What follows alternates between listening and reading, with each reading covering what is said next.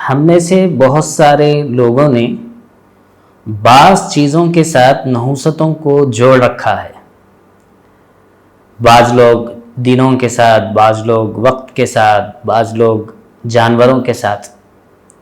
انہی جانوروں میں سے ایک جانور بلی ہے۔ بلی کے سلسلے میں ہم لوگوں کا یہ گمان اور یہ عقیدہ ہے کہ جب راستے سے بلی گزر جائے یا راستہ بلی کاٹ دے تو ہم جس کام کے لیے جا رہے ہیں وہ کام نہیں ہوگا۔ مثال کے طور پر انٹرویو کے لیے جا رہے تھے تو ہم اس میں کامیاب نہیں ہوں گے۔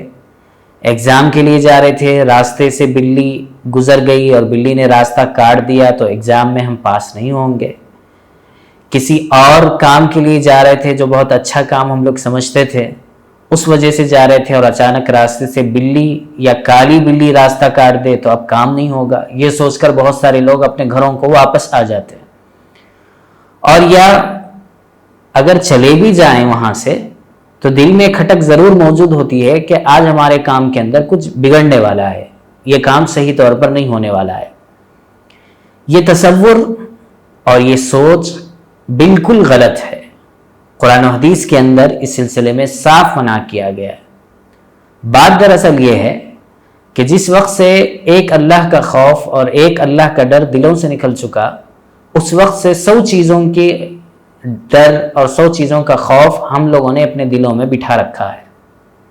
ایسی کوئی بات نہیں ہوتی، اس لیے کہ کاموں کا بنانا، کاموں کا بگاڑنا یہ اللہ تعالیٰ کے ہاتھ میں ہے۔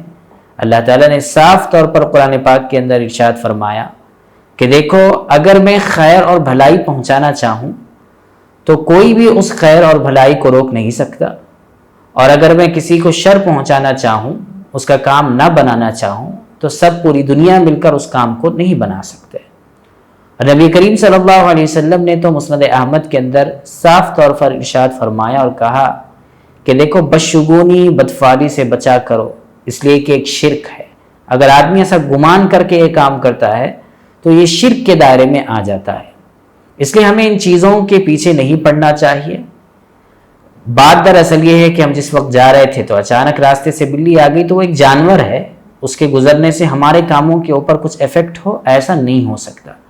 اس لیے ان چیزوں کو اپنے ذہن سے نکالیں اور اپنے کاموں کے سلسلے میں عقیدے کو مضبوط کریں، اللہ پر توکل رکھیں، اور ان چیزوں سے اپنے کو بھی بچا لیں اور دوسروں کو بھی ان چیزوں سے بچانے کی کوشش کریں۔ اللہ تعالیٰ سے دعا ہے کہ اللہ تعالیٰ کہنے اور سننے سے عمل کی توفیق نصیب فرمائے۔ یہ باتیں ماہ سفر اور توہم پرستی پیج نمبر 124 میں لکھی ہوئی ہے۔